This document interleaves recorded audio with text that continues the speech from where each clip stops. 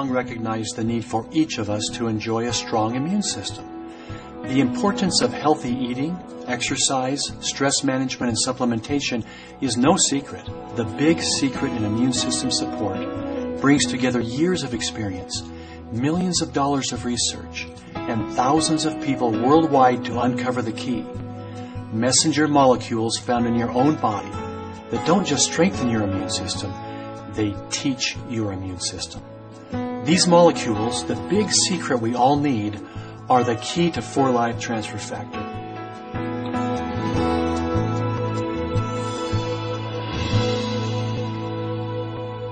It is nature's first supplement. Every newborn mammal receives transfer factors in that first meal. And in doing so, it jumpstarts the immune system of the offspring by giving it the immune experience that its mother has had. Even as a medical doctor, I'm truly amazed on a daily basis what kind of incredible results transfer factor brings to people.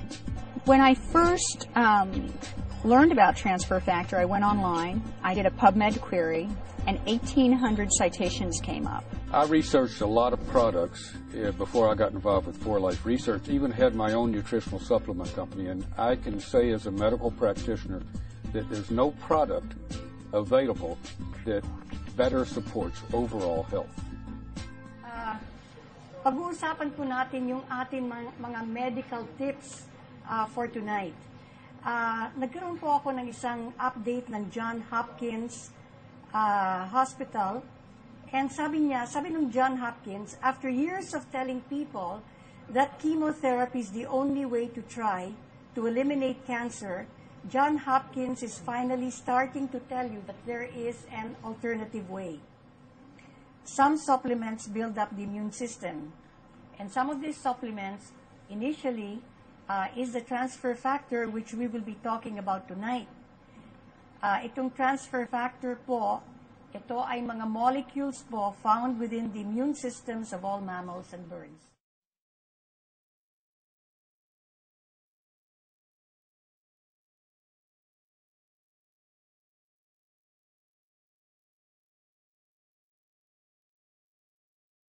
Good evening, everybody. I became a member almost a year ago when I finally, from a skeptic, became a believer. I believe that 4Life has products that really work. And I have seen the amazing results on my cancer patients. Tumors that are so large that shrink. Even last week, my anesthesiologist, her mom had multiple myeloma. The patient was in severe pain, bedridden, and they decided not to give chemotherapy. So I told my anesthesiologist, why don't you try transfer factor? And they tried it at a high dose, and just after 1 week, her mom was walking. Wow, that's a miracle indeed. And until this day, I've seen really amazing results with my cancer patients. That's why almost all my patients are taking transfer factor daily. Okay, it has been part of my routine. I'm very skeptical. I was skeptical about it because as a doctor, alam nyo na kung ano na naman yan, ibibigay sa akin na yan. Ano? Sabi ng aking kaibigan, you try it. Doktor sa amin, sa dentist sa aming clinic, sabi, kumadre, you try it. Sabi, kasi nakahusay sa akin, nakagaling sa akin. Sabi ko, nako, ayoko niyan. So, inisnab ko yun nung primero, no? Ngayon, nung hindi na ako makagulapay sa pains, kasi ang aking vertebral column, yung lumbar, 5th and 4th lumbar vertebrae, nag-degenerate. So, naipit yung ugat ko. So, I was in pains, excruciating pain, may sciatica and spondylitis. And sabi ng doktor sa akin, kung hindi maalis ang NSAIDs, no, yung mga steroids, antibiotics, lahat yon, including yung pampatulog na dahil hindi na ako makatulog, ay operahan kita. Sabi gano'n, nako, sabi ko, imagine sa spinal cord yan, no? Baka ako di na lalo, maparalyze na ako. And with the 8 operations I had, I was survivor, cancer survivor. breast cancer and uterine cancer. At marami akong sakit. May diabetes ako at meron akong hypertension na 3-drug therapy. No? Ngayon, nung napilitan akong inumin ng transfer factor because of desperation, talagang hindi na ako makapag-clinic. Nako, sabi ko, ano na ba itong buhay kong ito? I-wheelchair na ba ako? So, noong inumin ko, siyam agad. Dahil ang binigay sa akin, siyam ang instruction, take 3 capsules in the morning in an empty stomach, sa tanghali at sa gabi. Out of desperation nga, sabi nila walang overdose kasi milk naman yan, colostrum yan. Ininom ko lahat. And then I wrote a letter, sabi ko, Dear June, yung aking asawa, ang ininom ko transfer factor. Sisihin mo ang for life kasi kung ano man ang mangyari sa akin. So, but the next day, nakabangon ako, still with pain. Pero nabawasan. And I was able to go down from the 3rd floor where I have my house, and then pumunta ako sa clinic. Dati nakaganyan ako para akong laging isang position lang. Ngayon, nakakaikot na ako sa clinic. Sabi ko, tawagin mo yung ano na yan, yung nagkukuha niyan, yung mga nagbibigay niyang transfer factor na yan, at gusto ko ituloy. So, I took it since then, primero mega dose, tapos sumunod, ini-reduce ko ang dose. Ngayon, 1 capsule na lang in the morning, in the evening. Talaga pala, ang immune system ko lumakas. Yung lahat naman kasi ng condition sa katawan natin na merong talagang inflammation, talagang magaling siya. Talagang, pati diabetes ko na-control, pati hypertension ko na-control, 110/70, tapos ang aking is only 8. So, sabi ko, talagang itutuloy ko ito. And I will recommend it to all my patients.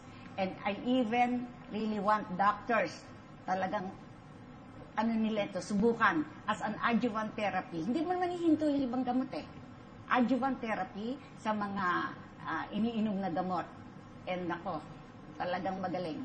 So, blighted ovum diagnosis.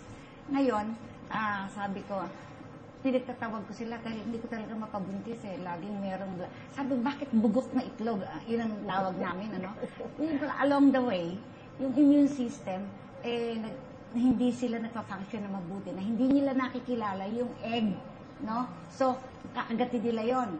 So, pagka sila, yung na-fertilize, hindi sila maganda. Kaya tinatawag namin bugok na itlog, yung blighted ovum. Yung pala nasaktan, so hindi sila ngayon magandang ma-fertilize, Or yung fertilized egg, And tapos na, may implant na lang. Naku, doon ngayon kakanain yung mga ating mga bobo na immune system ang tawag ko doon. Hindi lang makilala yung good or bad sa circulate sa katawan. So, ang mangyayari, yun, nakukunan, Doon, ako lang ang Siyempre, may iba pang mga kondisyones, bakit nagkakaganon. Pero alam mo, nung bigyan ko ng transfer factor, ayun, 4 na yun yung buntis ko. Sinimulan ko lang yun ng February. Yung isa, epilepsy nga ang pagkakabigay ko ng gamot dahil wala yung doktor na neurologist. Sabi sa akin, pwede ba yung kapatid ko bigyan ko? Binigyan. After 2 weeks, nabuntis. Sabi ko, naku, yan ang epekto ka ako ng transfer factor. Sabi niya, hindi bali po, kasi 3 years old na yung anak ko. So, iyon. Meron naman yung mga tinatawag nilang, yung egg, itong ovarian cysts. Marami ako nun. Yun ang maraming talagang lumiliit, nawawala. Mga myoma na medyo nag-umpisa pa lang, nawawala din. Kaya sabi ko, naku, ano kaya ang ito talagang miracle molecule para sa akin. And ni-study ko ngayon yan. May mga ko ngayon, ginagawaan ko talaga ng paper para ma-present ko sa kanila so that I could present it also to other doctors, to other gynecologists and obstetrician. So thank you for your...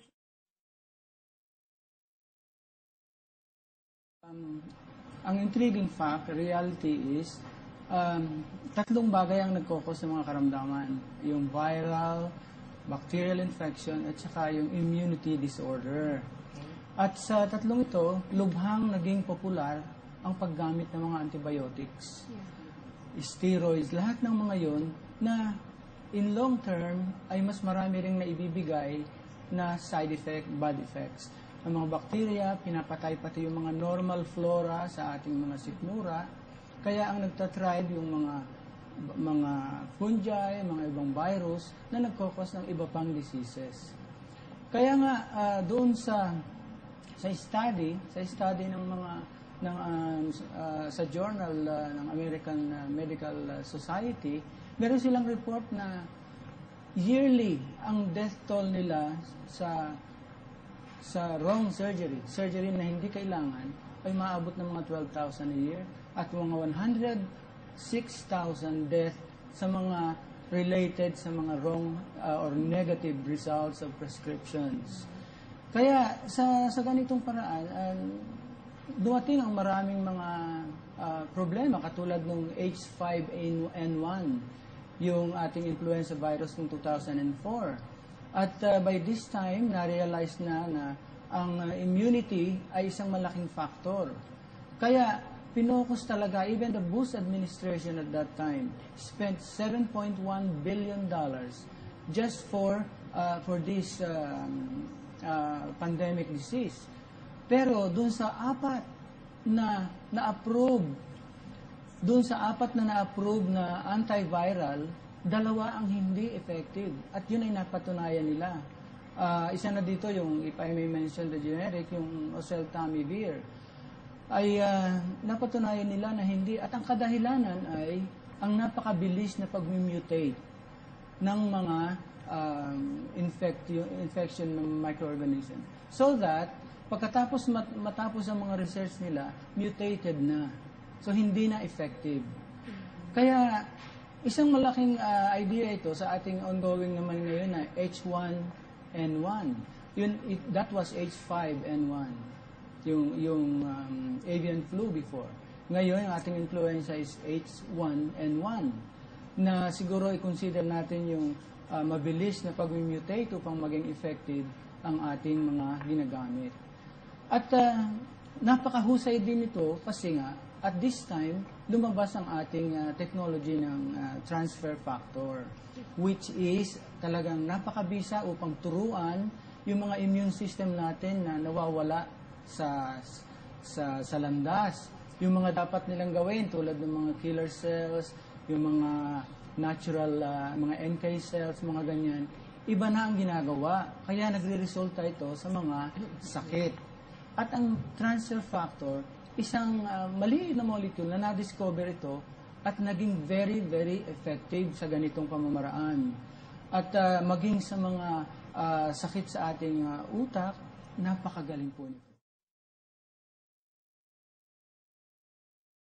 Once fully understood and put to practical application, transfer factor will revolutionize current medical treatments of various diseases. And the advent of transfer factor will mark the beginning of a new approach in the treatment of diseases, which is immunotherapy. Phenomenal ability ng transfer factor lies on its ability, yung kanyang kakayahan i-activate ng cell-mediated immune system. Ano ibig sabihin ng Kung naniniwala kayo sa bakuna, ang action ng transfer factor ay ang action ng bakuna. Kaya nga lang, ang bakuna, it needs to complete. Kailangan niya ikumpleto ang immune process, which involves several stages. So ibig sabihin, matagal bago niya ma-develop yung cell-mediated immune response. Pero ang transfer factor, it will take you a matter of less than 12 hours to induce yung same na immune response that vaccines are capable of. So, pag na-activate mo yung cell-mediated immune system, papalabasin mo yung cells na wala dun sa humoral immunity. Ito yung unang na-activate once na microbiome pumasok sa katawan. Doctor, can you give us a specific example ng isang pasyente na binigyan ninyo nito, kung anong karamdaman niya, at saka kung anong nangyari sa kanya? At kung anong sakit ng pasyente. Kung anong sakit. Cancer patients. Yung pancreatic CA, head of the pancreas, saka tonsillopharyngeal CA, plus brain tumor. In matter of 1 month of treatment. They had maganda yung recovery kagad. Matanong ko lang, hindi masama sa katawan nito? Hindi. How safe? Ano ba ang laman nito? Substance. Mr. Mendoza, anong laman nito? What is inside that capsule? No chemicals, no? Wala po. Wala. Ang laman nun, yung immune machinery. Tingnan mo sa bakuna. Sa bakuna, it involves several stages. Kakainin mo na ng microbe, yung phagocyte, yung microbe, tapos yung microbe, i-degrade yon into fragments. Papaliitin siya into fragments. Tapos yung fragments na yon, ipapasok siya doon sa MCH2, class 2, major histocompatibility complex molecule. Walang term tayo doon sa Tagalog. Pagka naipasok na yan doon, ipaprocess na yung antigen. Mapaprocess na, ma-integrate yung antigen. The MCH2 molecule is a heterodimer. Ibig sabihin, meron siyang dalawang distinct peptide molecules. Pagka sinabi mo two distinct, it is capable of inducing polarization. So it is capable of binding antigen. Tapos once it binds with the TCR, ito yung T lymphocyte.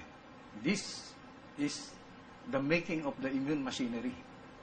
Ito yung nandun sa transfer factor. Bakit siya, it is capable, bakit meron siyang, yung immune cells natin nagkakaroon ng immunologic memory. And at the same time, a sensor, yun ang sensor mechanism. Plus the trigger mechanism, which is capable of activating the TCR. Pag na-activate mo yung TCR, it will produce yung several phosphorylation reactions which will produce yung interleukin-2. Yung interleukin-2 will eventually activate trigger the cell-mediated immune response. No. Once you activate the cell-mediated immune response, that's the only time you will napapalabasin mo yung cells na wala doon sa immune system natin. Ito yung TC, the killer T cells, which are the ultimate killing machine of the immune system. Okay. And meron pa, the TH1 cell. Itong TH1 cell will activate yung macrophages and the natural killer cells, making them potent killers. Plus the TH2 cells. Itong TH2 cells will task the B lymphocyte to produce specific IgG antibodies, which will be utilized also by the macrophages and the natural killer cells for its antibody-dependent cellular cytotoxicity function, making them more even potent killers. Yeah. Kaya papatay na yung tumor. May tatanong ako, Doctor, before we take the next break. Kung isang pasyente, binibigyan na ng mga gamot ng doktor, yan ba pwedeng inumin kasabay ng mga gamot na binibigay sa kanya? Pwede mo ibigay in combination with antibiotics. Yung whatever pathogens that will survive the onslaught of the antibiotics, transfer factor will take care of the rest, preventing chronicity, chronic infection. Hindi lang ito. Ang maganda rin ng transfer factor, ang function ng immune system is not only to eliminate pathogens, but also to maintain internal homeostasis. Anong ibig sabihin nito? Pati yung garbage sa katawan, molecular garbage, molecular debris sa katawan, tatanggalin yan. Anong significance yan? Pag may pumutok na, may CVA patient, cerebrovascular accident, ibig sabihin nito, may pumutok na ugat. Pag may pumutok na ugat, there will be an extravasation of the blood. Lalabas dun sa blood vessel. Pag lumabas yon, kung masikip yung lugar, no two things can occupy space at the same time. Kung it happens to brain, it will have to press on the brain tissue and the nerve fibers, so producing the neurological deficits, kaya may paralysis. Once you take transfer factor, it will activate a T-cell activated macrophage with microglial cells, which are the macrophages of the brain, will clear. Tatanggalin yung garbage. So once na tinanggal mo yung garbage, yung dugong pumasok doon, which serves as a tumor, para siyang tumor, nagpinepress yung nerve. Tatanggalin yun. Once natanggal yun, you will have instant recovery. Kaya yung patient kung merong na-stroke, matter of ilang weeks lang, naglalakad na. Meron akong itatanong kay Mr. Mendoza. How true is it na may binigyan kayo na may dengue na nawala in 2 days ng dengue? Oo, meron ako. May patient ako. Oh. Ito, 7 years old, tapos Jehovah Witness eh. So, ibig sabihin, Jehovah, ayaw magpa-admit kasi ayaw magpalagay ng platelet transfusion. Oh. So, what I did, no choice to give transfer factor advance. Ilan ang pills 70,000 ang count. Ilang pills ang binigay ninyo? 1 capsule pa lang. At nakadalawa pa lang siya ng capsule. Oh. From 70 to naging 150,000 ang count. Ang count, yung platelet count. Oh, why? Is that normal already? Hindi pa. Tapos after 4 capsules, naging 350 capsules. At 350,000 na. Okay. Yung platelet count. Tapos up and about na, kinabukasan. Just 4 capsules of transfer factor. Yeah? May